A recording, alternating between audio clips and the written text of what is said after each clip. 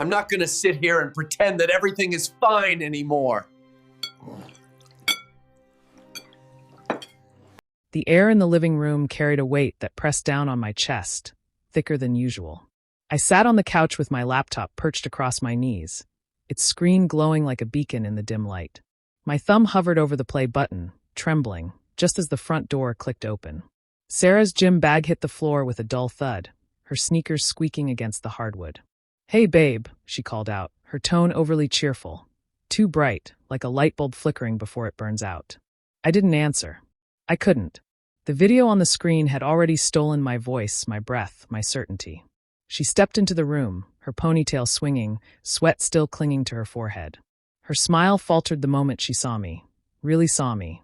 "What's wrong?" she asked, her voice dipping into caution, like she was stepping onto thin ice. I patted the cushion beside me. My hands were steady, even though my insides raged like a storm. "Sit down," I said, my voice low and strange to my own ears. "You need to see this." For weeks, I'd noticed the cracks. Tiny things at first. Her phone placed face down on the counter when it used to lie face up, buzzing with notifications. The way her gym sessions stretched, an hour, then 2, sometimes 3. She'd laughed it off when I asked, claiming it was just her new trainer pushing her harder. "He's intense," she'd said with a nervous glance away. I'd nodded, forcing myself to believe it was nothing. Trust was supposed to be the backbone of our marriage. 10 years together, 2 children, a mortgage, and 1,000 mornings shared. That doesn't just fall apart over a couple of late nights, does it? But then there was the text. Last night, her phone lit up while she was in the shower. I only caught a glimpse, a name, Jake, and a message that vanished before I could read it. My gut twisted, but I didn't touch her phone. I wasn't that man.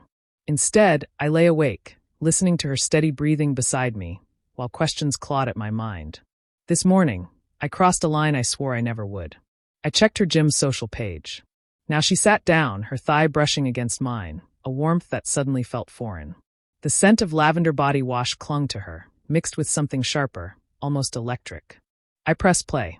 The video was grainy, a security feed from the gym's parking lot, posted by a member who thought it was funny. The timestamp read 9:47 p.m., 2 nights ago. The camera caught her car, our car, parked in the far corner, away from the lights. 2 figures inside. Shadows leaning too close, too long. A hand brushing a cheek. A head tilting forward. My heart pounded so hard I thought she'd hear it. "What is this?" Sarah's voice was sharp now, defensive. She leaned forward, fingers digging into the couch. I kept my eyes on the screen, unable to look at her. The video looped, 5 seconds of undeniable truth, over and over.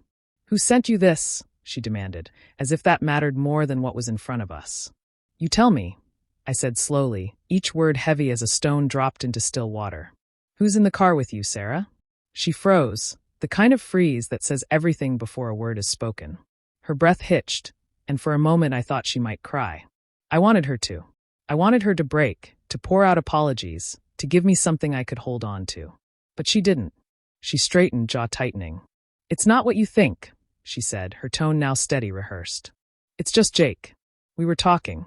He's been helping me with things." "Things?" I echoed, the word bitter on my tongue. "What kind of things keep you in a dark car for 20 minutes after the gym closes?"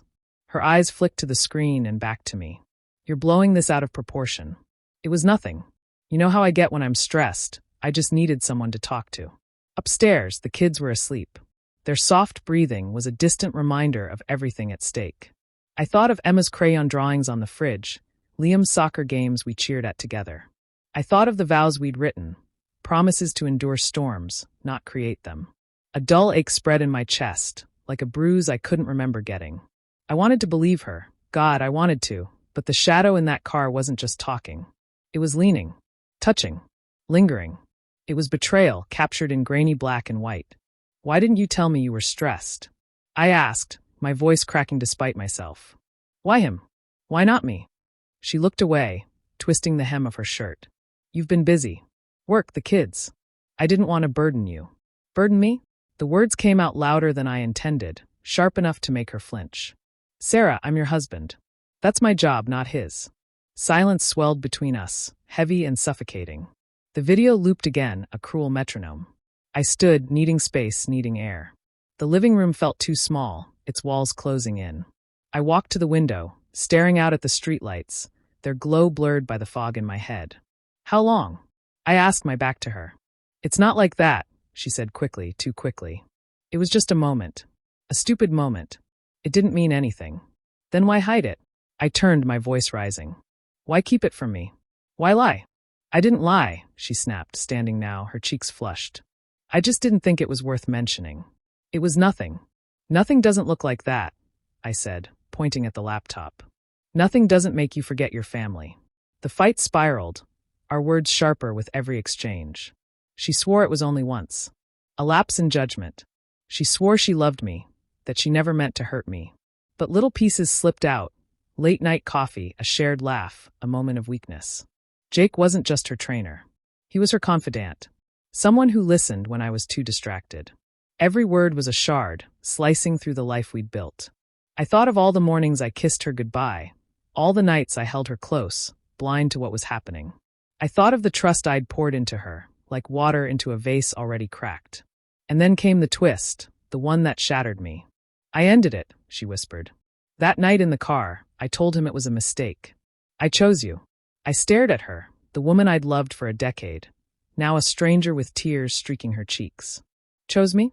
I repeated, the words like poison. As if I were some fallback option, the consolation prize after she'd tasted something else.